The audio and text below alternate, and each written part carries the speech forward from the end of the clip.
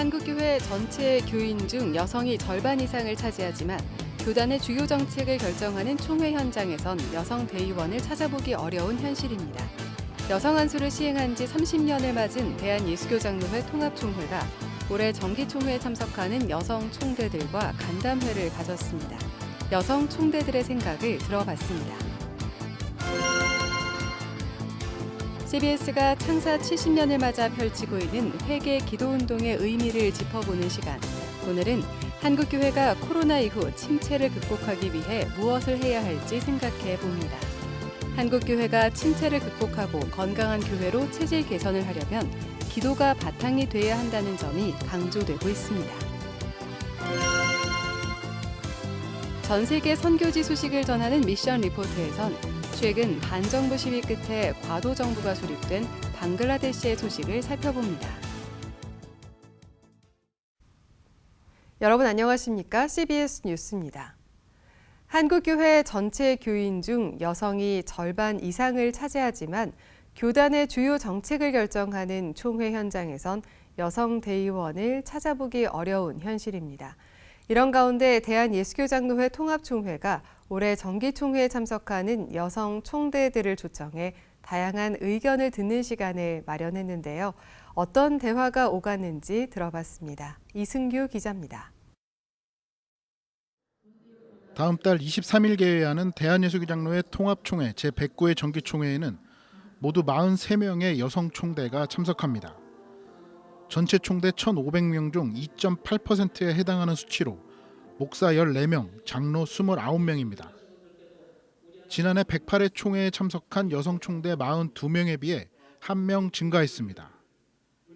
교단 총회는 예산과 각종 정책 등을 결정하는 최고 의결기구라는 점에서 매우 중요한 회의입니다. 하지만 여성 총대 비율은 3%에도 미치지 못하는 현실입니다. 개교회에서 여성 교인의 비율이 높지만 여성들에 대한 정책을 세우기 어려운 이유입니다. 대표 의결권을 갖고 있는 총대가 3%가 안 된다는 것은 이거는 사회적으로도 상식이 벗어나는 것이라고 생각되고 이거는 하나님의 나라에 합당하지 않은 거라고 생각해요. 교회 안에서 여성 참정권에 대한 목소리가 높아지고 있는 현실에서 여성 총대를 파송하는 노예도 점차 증가하고 있습니다. 서울노예가 사상 최대인 여성 총대 4명을 파송했고 영등포 노예도 처음으로 여성 총대 2명을 선출했습니다. 예장 통합총회 여성위원회는 여성 총대 할당제 의무화 등 여성 참정권을 높이는 방향의 안건을 계속 청원하고 있지만 정작 총회 현장에서는 다뤄지지 않고 있습니다. 정말 마음 같아서야 여성들도 많이 정말 장로님, 목사님, 총대들이 나오시고 많이 활동을 하셨으면 좋겠는데 현실은 그렇지 못하니까 우리가 많이 더 지혜롭게 한 발 한 발 더 노력을 해야 된다는 절감을 더 하고 있고요. 이런 가운데 예장 통합총회가 올해 총회에 참석하는 여성 총대들을 초청해 다양한 의견을 듣는 시간을 마련했습니다. 이 자리에서 여성 총대들은 여성 총대 수 확대는 물론 이들이 여성의 장점을 살릴 수 있는 사역에 적극적으로 나설 수 있도록 총회가 정책을 마련해야 한다고 목소리를 높였습니다. 예장 통합총회에 속한 69개 노예 가운데 여성을 총대로 파송한 노예는 모두 30곳으로 절반에도 미치지 못합니다.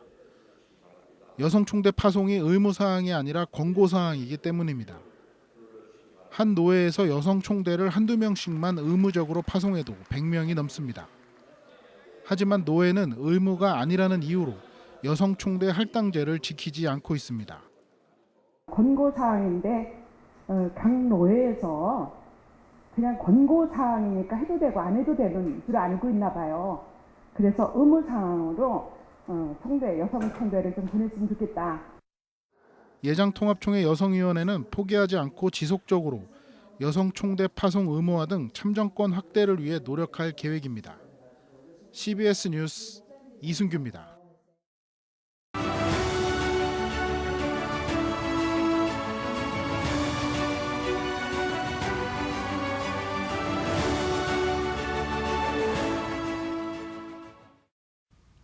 한국교회가 코로나 엔데믹 후 시대 변화에 맞는 교회 생태계 조성을 위해 안간힘을 쓰고 있습니다. 한국교회가 코로나 이전과는 다른 신앙적 체력을 키우는 노력이 필요하다는 지적인데요. CBS 창사 70주년 기획, 한국교회가 침체를 극복하고 건강한 교회로 체질 개선을 하기 위해 어떤 노력을 기울여야 할지 짚어봅니다. 송주열 기자입니다. 미국 북가주에서 한인교회를 섬기고 있는 장준식 목사. 장준식 목사는 코로나 팬데믹 이후 침체한 교회의 체질 개선을 위해 노력하고 있습니다. 기존 한인교회들이 통폐합까지 이르는 상황 속에서 장 목사는 한인들만의 교회를 다인종 교회로, 특히 말씀과 기도 운동에 힘쓰고 있습니다. 한인교회가 한인들만의 교회가 아니고 다 인종으로 구성된 교회로 탈바꿈을 하거나 또 기존 교회끼리 또 통폐합을 하고 또 기독교 신앙의 가치를 알리기 위해서 노력을 하고 있습니다. 저희 교회도 신앙은 좋은 것이다 라는 프로젝트 아래서 이 어려움을 극복하기 위해서 열심히 기도하며 하나님의 은혜를 간구하고 있습니다.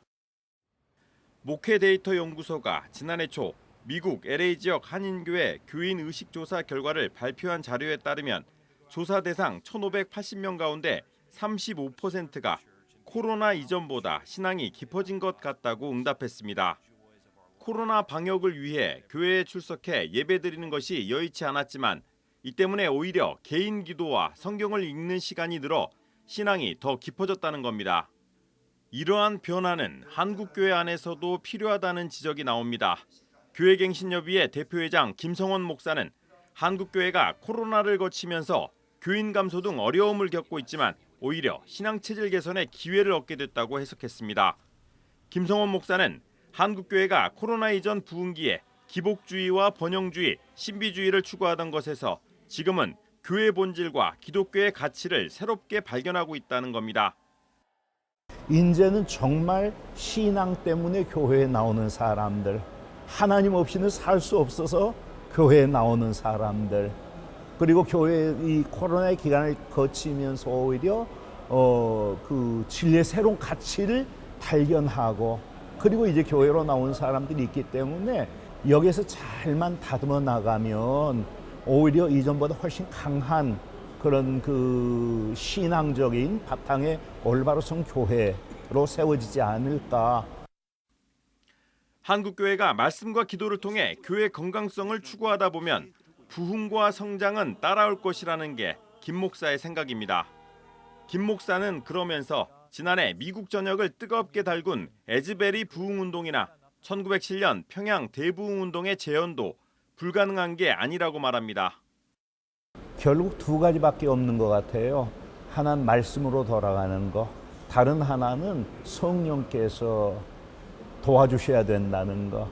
코로나 팬데믹 지나면서 미국 에즈베리 부흥운동을 우리가 많이 얘기를 하지만 에즈베리 부흥운동의 가장 큰 특징이 뭐냐면 회개운동이거든요. 1907년 평양 대부흥의 핵심도 성령이 임하시니까 회개운동이 일어났어요. 이 밖에 신학자들은 성령 충만한 기도 운동이 침체된 교회에 영적 에너지를 불어넣는 데 그치는 것이 아니라 개인의 삶을 변화시키고 사회 변화까지 이끌어낼 수 있어야 한다고 입을 모읍니다. CBS 뉴스 송주열입니다. 세해된 소강성 목사가 황순원 문학상 수상자로 선정됐습니다. 황순원 기념사업회는 제13회 황순원 문학상 시인상에 소강성 목사를 선정했다고 밝혔습니다. 소 목사의 수상작 시집 너라는 계절이 내게 왔다는 지난해 출판한 소 목사의 13번째 시집으로 기독교 세계관을 바탕으로 자연과 인간에 대한 애정을 담고 있습니다. 소 목사는 1995년 월간 문예의 사조로 등단해 한국문인협회 회원으로 활동하고 있으며 윤동주 문학상과 천상병 귀천 문학대상 등 여러 문학상을 수상한 바 있습니다. 이 밖에 황순원 문학상 작가상은 김선주 소설가가 수상합니다.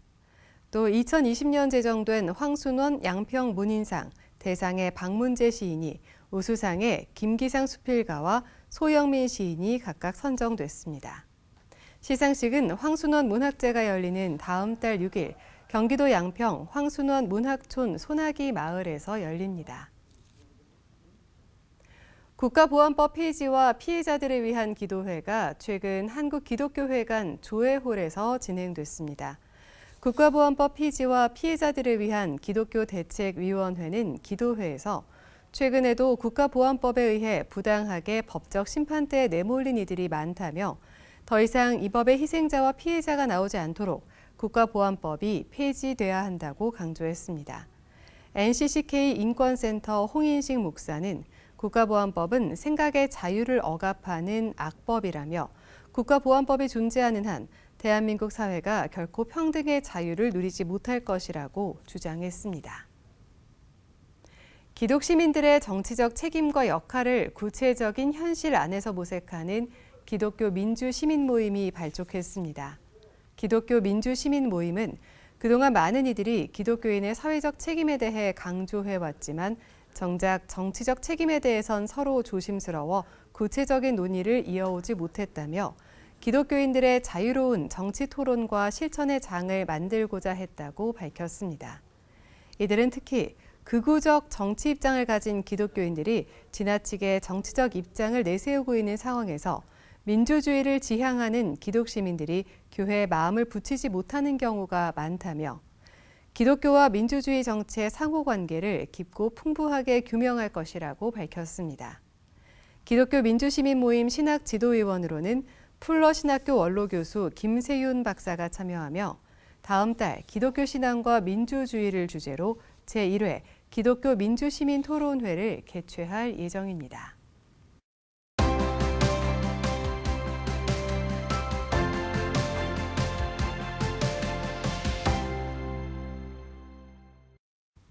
전 세계 선교지 소식을 전하는 미션 리포트. 오늘은 반정부 시위 끝에 과도 정부가 수립된 방글라데시의 소식을 살펴봅니다. 공직 할당제 반대로 시작된 학생 시위가 대규모 반정부 시위로 격화되며 총리 퇴진으로까지 이어진 건데요. 과도 정부가 혼란한 정국을 수습하며 차기 총선을 준비하고 있는 가운데 선교적 영향에 대해서도 많은 기도가 필요한 상황입니다. 보안상의 이유로 가명을 사용한 위로하라 선교사가 현지 소식을 전해드립니다. 공직 할당제 부활 문제로 지난 6월부터 불거진 학생들의 시위에 많은 희생자가 발생하고 이에 대한 지난 정부의 후속 조치가 충분하지 못하여 더 큰 시위가 촉발되었습니다. 이런 가운데 시위대가 수상 관절을 점령하는 지경에까지 이르러 결국 수상은 사임을 선언하고 인접 국가인 인도로 망명을 떠났습니다. 지난 집권당은 거의 소멸된 상태가 되었고 현재는 소액 대부제로 빈곤 퇴치를 위해 또 노력했던 노벨 평화상 수상자 유누스를 중심으로 임시정부가 꾸려져서 정권 공백 상태를 메꿔 가고 있습니다.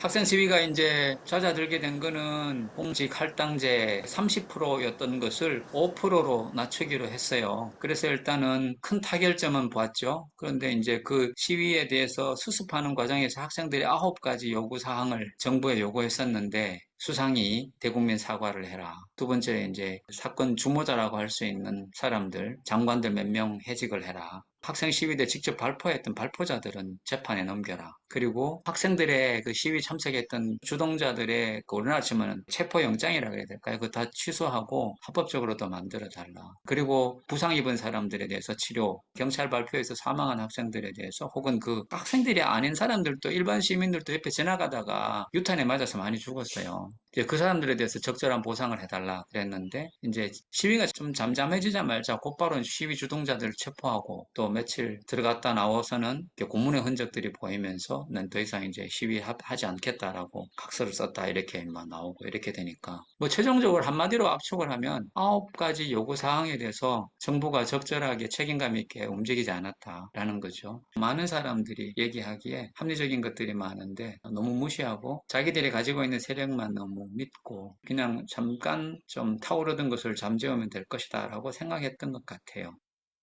임시정부가 집권을 하게 된 후 여러 날이 지나서 이제 근무를 완전히 떠나 있던 경찰도 업무에 조금씩 복귀하고 있지만 여전히 질서 유지를 위해 학생들이 길거리에서 활동하고 있는 모습도 약간씩 남아 있습니다. 붕괴된 지난 정부는 건국 이념으로 세속주의 국가를 표방해있던 독립 주도 세력과 같은 정당입니다. 그 외에 경쟁 관계에 있던 다른 주요 정당들은 대체적으로 이슬람 근본주의에 가깝다고 할 수 있습니다. 그러다 보니 얼마 동안 과거 집권당의 세력 소수부족, 소수종교 집단에 대해 약탈, 방화, 폭력을 행하는 일들이 여러 곳에서 일어났고 임시정부에서도 이를 우려하고 인접국가인 인도의 수상도 임시정부의 수반에게 직접 연락해서 우려를 표명하며 평등하게 소수 세력의 안전을 보장해 줄 것을 요구하기도 했습니다. 임시정부에 대한 기대와 우려는 많은 국민과 학생들은 과거 거대 양당 체제에서 혐오와 대결로 국민들이 많은 피해를 입고 국가 발전에 저해된 구조를 벗어나서 새로운 정치의 시대가 도래하기를 원하고 있습니다. 각 정당들은 임시정부에 힘을 실어주기로 하고 공정한 선거를 치를 수 있는 충분한 시간을 주기로 했다고 합니다. 하지만 그 거대 정당 중 하나가 이번 사건으로 인해 완전히 붕괴된 현재 상황에서 비록 여러 해 동안 탄압 속에서 세력이 많이 약해졌다고는 하나 유일하게 남게 된 거대 정당의 전국적인 세력과 조직력을 생각할 때 특별한 일이 일어나지 않는 한 열당 독재, 과거보다 퇴보한 정치로 갈 가능성도 배제할 수 없다는 생각입니다. 그리고 현재 남아있는 영향력 있는 정당은 이번에 퇴출당한 정당이 세속주의를 지향하는 것에 반해서 근본주의적 성향을 띠고 있고 현재 임시정부의 지도자들에게도 그런 성향이 없지 않은 것 같습니다. 이게 이제 세속주의 정권이냐 아니면 근본주의 정권이냐에 따라서 압박이 있느냐 없느냐. 이 부분은 정권보다는 사회적인 분위기가 더 중요하지만 우리 이제 기독교인이나 힌두교인이나 이런 다른 소수 종교인들이나 이런 사람들한테 영향을 좀 안 미칠 수는 없는 거죠. 집권당, 야당 상관없이 독립적인 존재로 역사의 주인은 하나님이심을 고백하며 주님의 교회, 주님의 백성다운 삶의 면모를 유지하는 것이 중요하다고 생각됩니다. 이 땅에 있는 소수 주님의 백성들이 두려워하지 않고 주님만을 잘 의지하고 폭력과 혐오에 대해 오히려 용서하고 축복하는 성숙한 믿음으로 나아갈 수 있도록 기도해 주세요. 이 땅의 교회가 주님께서 역사의 주인 되심을 철저히 고백하고 일어난 일들에 감사하고 미래의 평안과 사역을 위해 무릎 꿇어 기도할 수 있기를 바랍니다. 임시정부가 공의롭게 다음 단계를 잘 준비하고 민의를 잘 수렴하여 폭력과 혐오의 시대를 닫고 새로운 정치가 이 땅에서 펼쳐질 수 있도록 그래서 주님의 백성들이 평안히 주님을 섬길 수 있도록 기도해 주시기 바랍니다. 근본주의 세력이 이 땅을 점령하여 안 그래도 연약한 교회와 사역을 더 약화시키지 않도록 그리고 주님께서 새로운 시대에 걸맞는 교회와 사역의 새 패러다임을 주시기를 기도해 주시기 바랍니다.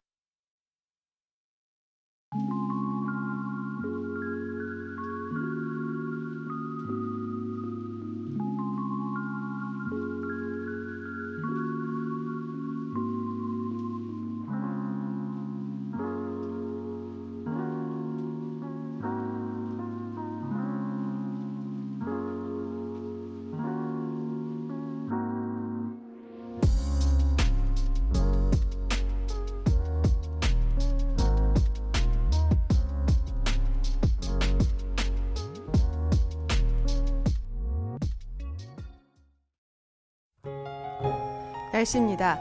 내일은 중부지방을 중심으로 오후 한때 소나기가 내리는 곳이 있겠습니다. 내일 아침 최저 기온은 23도에서 28도, 낮 최고 기온은 31도에서 36도로 예상됩니다. 이상으로 뉴스를 마칩니다. 시청해주신 여러분 고맙습니다.